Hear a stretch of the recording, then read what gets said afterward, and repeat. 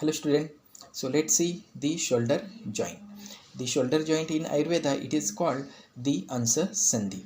The articular surface of the shoulder joint, that is the head of the humerus and the cavity, glenoid cavity of the scapula.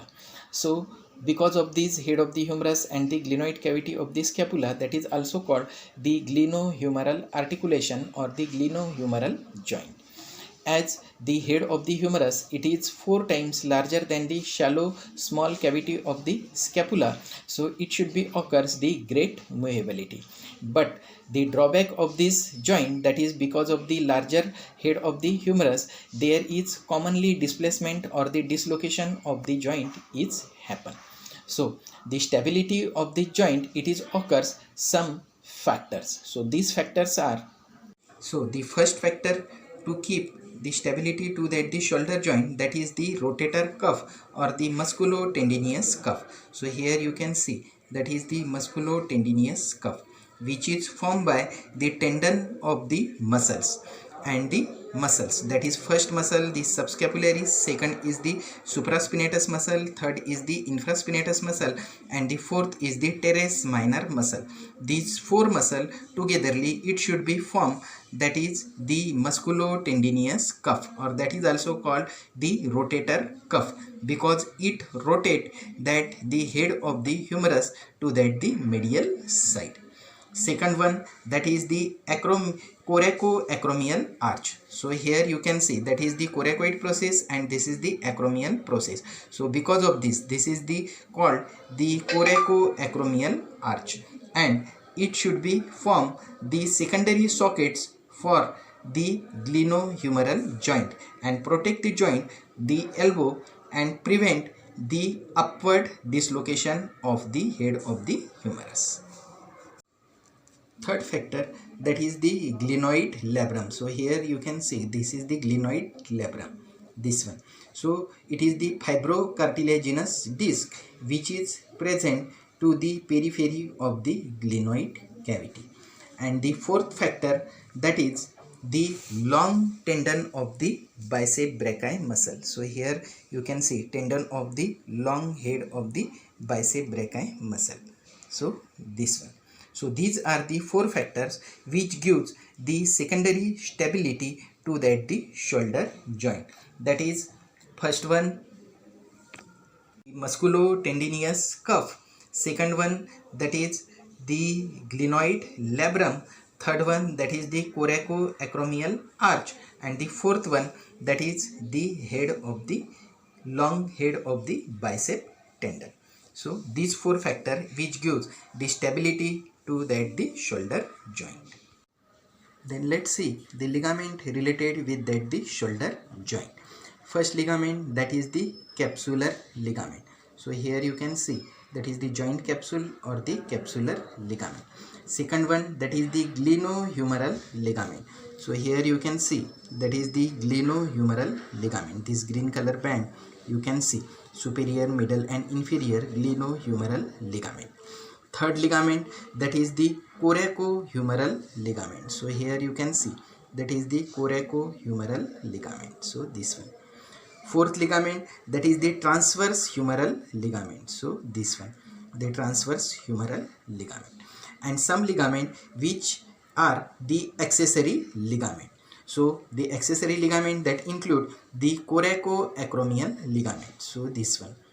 And second one, that is the coracoacromial arch. So here that is the acromion process, here the coracoid process. So it form the arch that is called the coracoacromial arch.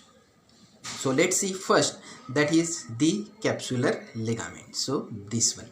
So the capsular ligament, it is very much loose and it permits the free movement.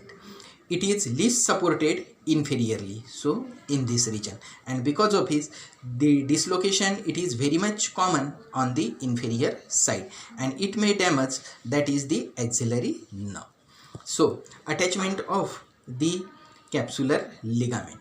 So medially the capsular ligament, so this is you can see that is the medial side, and medially it is attached to the scapula behind the supraglenoid tubercle and the margin of the glenoid labrum. ठीक है. Then laterally, so here laterally it is attached to the anatomical neck. So you know that is the anatomical neck. So here it is attached. Then superiorly it is deficient for the passage of the tendon of the bicep brachii, means that is the long tendon of the bicep brachii. Then inferiorly it is extend down to that the surgical neck. So here you know that is the surgical neck is present. And anteriorly, this one, the capsule, it is reinforced by the supplemental band called the superior, middle and inferior glenohumeral ligament. So here you can see that is the glenohumeral ligament, superior, middle and inferior. That is the three bands of the glenohumeral ligament, and it gives the supplement, or it gives the strongness to the anterior side of the capsular ligament. Then the next ligament, that is the coracohumeral ligament. So here you can see that is the coracohumeral ligament. So it extends from the root of the coracoid process. So here you can see that is the root of the coracoid process to the neck of the humerus. Here, that is the neck of the humerus, opposite to the greater tubercle, and it gives the strength to that the capsule. So because of this ligament, that is the coracohumeral ligament. Then the transverse humeral ligament. So here you can see this is the transverse, as it is transversely present. It bridges the upper part of the bicipital groove of the humerus, and below to it, that is the long tendon of the bicep brachii muscle, it should be passes. The accessory ligament, that is the coracoacromial ligament. So this one here you can see. So it extends between the coracoid and the acromion process. So here you can see that is the coracoid process and this is the acromion process. So it protects the superior aspect of the joint. Then second one, that is the coracoacromial arch. So this one. So this is arch, it is formed by the coracoid process and the acromion process, and the coracoacromial ligament between them. So it is protects the upper side and avoid the displacement of, that is the head of humerus, to that the upper side. Then let's see that is the relations related with the shoulder joint. After then, let's see that is the bursa related with that the shoulder joint. So bursa means that is the fluid filled cavity which is present between the skin, muscle and the structure related with that the joint. So the first bursa related with that the shoulder joint, that is the subscapular bursa. So here you can see that is the fluid filled cavity. So this bursa, it is lies between the tendon of the subscapularis. So here you can see that is the tendon of muscle, the subscapularis, and the neck of the scapula, and it protects the tendon from the friction against the neck, and this bursa is usually communicate with the joint cavity. Second one, that is the subacromial bursa. So here this one. So here in this diagram you can see that is the subacromial bursa. So this one. So it lies between the coracoacromial ligament. So here you can see green color, that is the coracoacromial ligament, and the acromion process above. So here you can see that is the acromion process, and the supraspinatus muscle below. So here, and the joint capsule to that the below. So here, and it is the largest bursa in the body, and it facilitates the movement of the supraspinatus tendon under the coracoacromial arch. Then the infraspinatus bursa. So here you can see that is the muscle, the infraspinatus. So the bursa, it lies between the tendon of the infraspinatus muscle, here you can see, and the posterolateral aspect of the joint capsule. So here means in this region, that is the infraspinatus bursa, it should be present. So in this way, that is the three bursas, they are related to that the shoulder joint. First, that is the subscapular bursa, second one, that is the subacromial bursa, and the third one, that is the infraspinatus bursa, this one. Then the relations of the shoulder joint. So superiorly, here it should be related with the coracoacromial arch. So here the acromion process and this is the coracoid process. So this arch, it is called the coracoacromial arch. Second one, that is the subacromial bursa. So this one, that is the subacromial bursa. And third one, supraspinatus muscle and the deltoid muscle. So here you can see that is the deltoid muscle and this is the supraspinatus muscle. So that is the four structure, they are related superiorly. Then the inferior relations means this part. So inferiorly it is related with the long head of the tricep. So here you can see long head of the tricep. Then the axillary nerve, this one, and the posterior circumflex humeral vessel. So this one. Then the anterior relations. So this one. So anteriorly it is related with, that is the subscapularis muscle, this one. Second one, that is the subscapular bursa. So this one, here you can see. Then the coracobrachialis, here you can see this one, the tendon of the coracobrachialis and the short head of the bicep muscle. So this one, and that is the posterior relations. So here that is the posterior side. So it is related with, that is the infraspinatus muscle, the teres minor muscle, and that is the deltoid muscle. So these three structures are posteriorly related to that the shoulder joint. Then that is the arterial supply of, that is the glenohumeral joint or the shoulder joint. So first artery, that is the anterior circumflex humeral artery, and second one, that is the posterior circumflex humeral artery. So here you can see anterior circumflex humeral artery and this is the posterior circumflex humeral artery. Second one, here in this diagram you can see this is the suprascapular artery. So this one. And the third artery, that is the subscapular artery. So these three arteries give the arterial supply to that the shoulder joint. Then next to it, that is the nerve supply.